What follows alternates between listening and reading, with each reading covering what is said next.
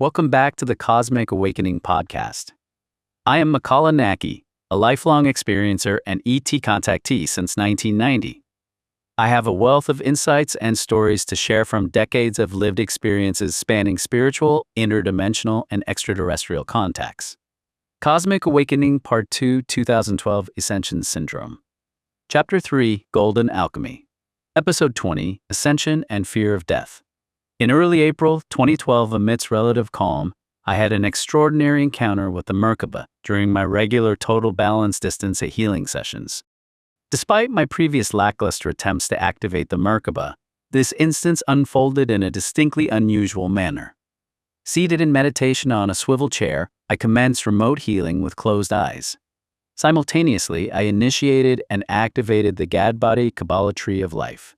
Suddenly, my perception underwent a remarkable shift.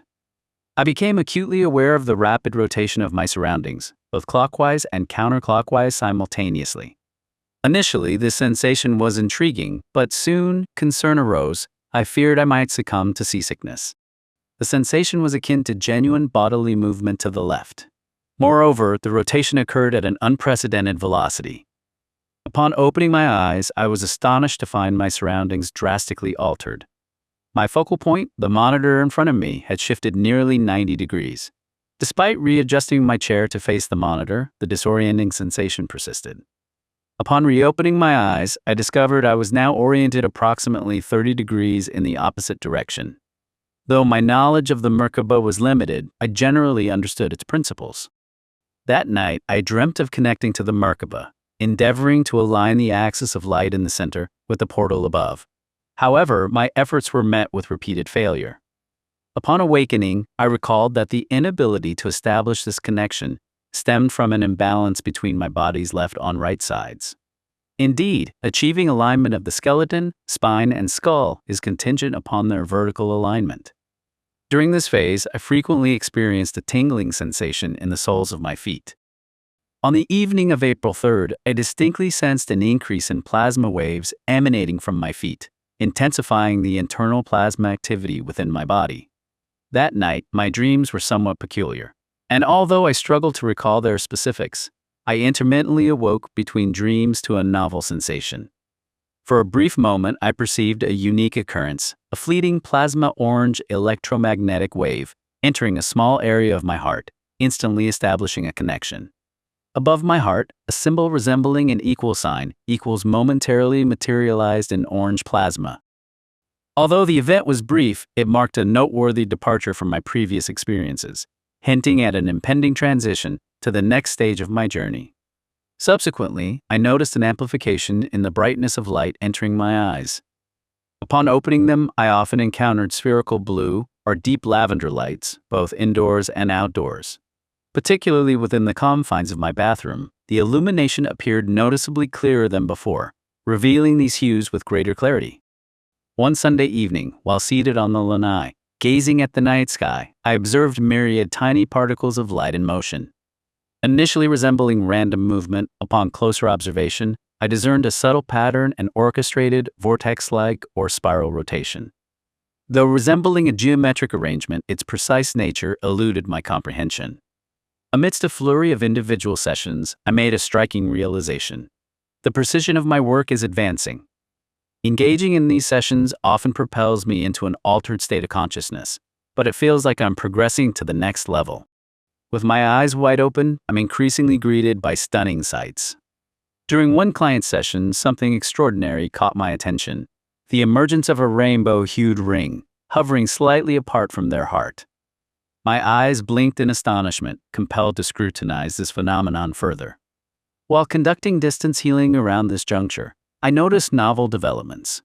Previously, the predominant color behind my closed eyelids was violet, yet it now transitioned to an emerald green hue. The activation of the Merkaba remained consistent with the previous week. As vibrations intensified and energy began to flow, the Merkaba commenced its rapid rotation.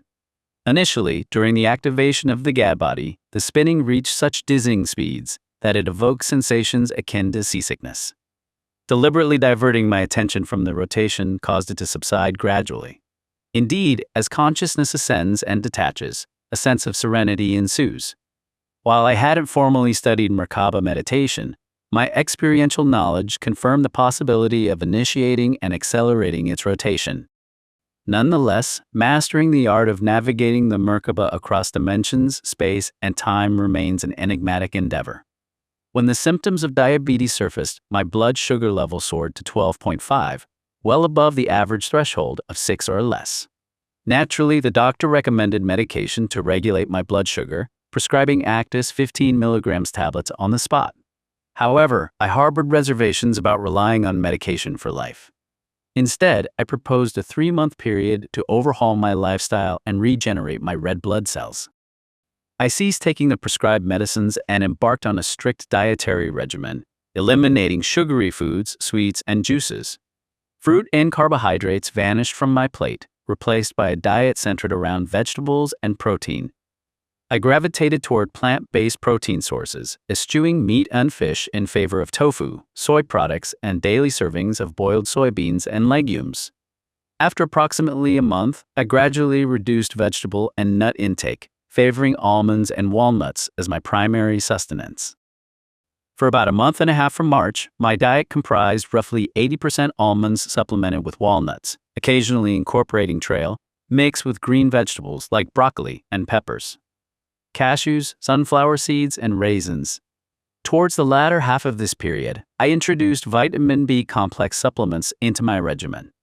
Although I occasionally indulged in chicken and beef, these animal products triggered stomach discomfort and diarrhea, prompting their swift elimination from my diet.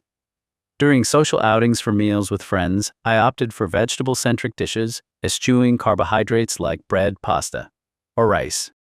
Initially, navigating a low-carb diet posed confusion and inconvenience, but my aversion to carbohydrates diminished over time.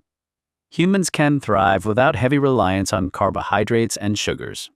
On April 12, 2012, I underwent another blood test for diabetes a few days ahead of schedule. Remarkably, my blood sugar level, which had peaked at 12.5, plummeted to 5.7, effectively reversing my diabetes diagnosis. The doctor conveyed that medication was no longer necessary and encouraged me to continue my current regimen. To the astonishment of the clinic's dietitian, my blood sugar levels normalized rapidly, a rarity in her professional experience. This marked the first instance where dietary intervention swiftly restored blood sugar levels to a healthy range. She inquired about my dietary habits, and I informed her that almonds had been my staple food for the past month and a half. In my situation, I eliminated sugar and carbohydrates, which convert into sugar, from my diet for 3 months, resulting in my blood sugar levels returning to below average. Consequently, managing acquired diabetes has become one of the cases where it is possible to overcome it through dietary changes. Upon receiving the blood test results on June 26, I was concerned that the numbers might have increased due to consuming carbohydrates before the test. However, the figures had decreased to 5.2 from 5.4 previously, and my cholesterol level, previously high at 227, had dramatically dropped to 176. Remarkably, liver values, previously chronic, had normalized. The doctor expressed surprise at my ability to reverse diabetes. Until then, my primary diet consisted mainly of vegetables and protein, devoid of carbohydrates and sugar. Furthermore, I consumed a substantial amount of almonds. Given their high calorie content, I worried about potential weight gain and strain on my liver. However, my liver values improved, indicating that the protein-based diet might be effective. Despite this, I experimented with incorporating carbohydrates like rice, pasta, and bread into my diet. However, my body felt heavy afterward, prompting me to restrict my carbohydrate and sugar intake. As December 21, 2012 approached, marking 1 year since the initiation of the transformation process on October 28, 2011, I noticed a recurrence of a peculiar re-education process within the spacecraft, akin to the previous year's events, around October 23, 2012. On the 23rd, I experienced a dream centered on awareness counseling and therapy concerning my inner child, unearthing forgotten childhood memories I never anticipated revisiting. In this dream, an unexpected pair of therapists emerged, Annie Lennox of the Eurythmics and Neil Tennant, the vocalist of the Pet Shop Boys. These two personas, resembling aliens, conducted a private session with me. signaling the commencement of preparations for the shift in the latter part of October. Anticipation filled me as I awaited the experiences ahead until December 21st. Throughout the latter half of 2012, relationships and circumstances flourished, surpassing the previous year's challenges. However, physical transformation persisted. I frequently slept for extended periods, adapting to the demands of time and situation. Often, I would awaken before dawn, engage in tasks, and then return to sleep. Although my usual waking period lasted 1 to 2 hours, I would rouse before noon on these occasions, feeling the weight of exhaustion upon me. These taxing times I was persisted as the changes at the physical level, spurred by heightened vibrations, necessitated time for integration and incarnation. During this period, I sensed heightened activity in the superconscious realm, surpassing the reach of my conscious mind. Despite my efforts, understanding the unfolding events on Earth remained elusive, leaving me in a nebulous state of contemplation. Particularly during rest, segments of my energy body would embark on journeys, aided by my vibrational double, engaging in tasks and studies. It was during these excursions that sudden revelations would dawn upon me. Furthermore, my empathic abilities surged unprecedentedly, granting me heightened extrasensory empathy. The vibrational shifts of May commenced around the full moon, preceding the supermoon, coinciding with my noticeably unbalanced physical state, leading up to the new moon. Following a dolphin swim, I began encountering previously unknown healing phenomena. This year's seasonal changes unfolded in a markedly distinct manner compared to the preceding year. As my overall vibrations surged, successive personal vibrational shifts propelled me into uncharted dimensions, leaving me reeling with unexpected transformations that demanded time for assimilation. Amidst these transformations, a sequence of events linked to Shinto and Buddhism unfolded, posing a challenge due to my limited knowledge in these domains. Although my familial background embraced Shinto and Buddhism, my upbringing needed more strict adherence to these traditions, leaving me with only a superficial understanding. Before this period, my orientation leaned towards Ascension, evoking an alien-like perspective. However, this abruptly transitioned to a fusion of Shinto and Buddhist worldviews, leading to confusion. Among the multifaceted changes, the newfound tranquility in my mental and emotional fluctuations proved most beneficial, resonating with my experiences in Shinto and Buddhism. Despite the apparent divergence, the question arises, are these Shinto and Buddhist encounters intertwined with Ascension? Undoubtedly, there exists a significant nexus between these experiences and Ascension.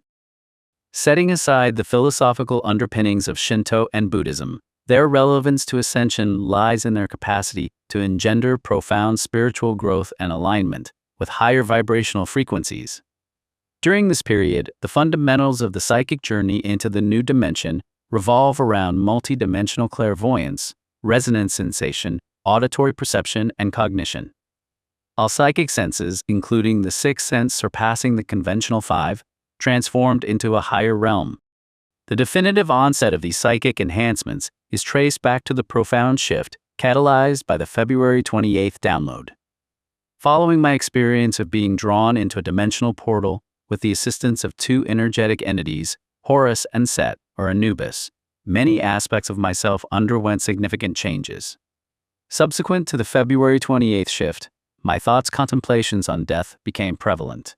Since my mid-20s, the specter of death loomed persistently before me, constituting my deepest fear until that point.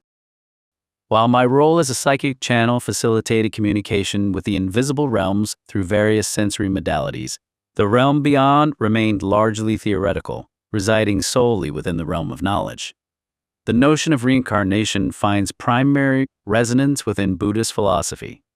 Yet, echoes of this concept reverberate across various religious and cultural contexts, including Christianity, ancient Egyptian spirituality, Native American traditions, and Hawaiian beliefs. Amidst my numerous psychic and multidimensional encounters, my understanding of reincarnation remained steadfast. However, despite my proximity to these realms, breaking free from the fear of physical death proved to be a daunting challenge. The transformative experience of February 28th catalyzed overcoming this primal fear. Had I not undergone this profound encounter, I would have continued to be haunted by the nebulous specter of mortality. In retrospect, it seems that an underlying fixation on death had overshadowed my existence leading up to the previous year. The question of what happens when one dies is inherently ambiguous, encompassing a spectrum of interpretations and beliefs. Despite my exposure to mystical psychic phenomena and interdimensional communications, including encounters with spirits, multidimensional beings, and the vibrational transition of death, a definitive understanding continues to elude me. Even with my immersion in mystical experiences through a psychic or multidimensional lens over the past year, I found that more than these encounters alone was needed to provide clarity. This realization prompted me to delve deeper into the religious Shinto plus Buddhist worldview, which intersects closely with the concept of ascension. Through a survey conducted on my blog, and by exploring the perspectives of others on ascension, I gleaned valuable insights. Foremost among these insights was the prevalent fear associated with departing the physical dimension, the realm of third-wave density. This fear stemmed from uncertainty regarding the destination and nature of existence post-ascension. Of particular intrigue was the paradoxical desire to ascend, while simultaneously harboring reservations or reluctance, especially concerning the prospect of ascending alone. Many pondered the implications of ascension for their relationships and connections with loved ones, questioning whether ascension equated to leaving them behind or signified a form of worldly death. The reactions of my blog readers underscored a common thread of apprehension rooted in the fear of the unknown. Upon deeper reflection, I discerned that this fear ultimately converged on the concept of death, representing the culmination of uncertainties surrounding ascension. For many, the process of ascension seemed to be interpreted through the framework of physical death, rendering it incomprehensible and relegated to the realm of imagination.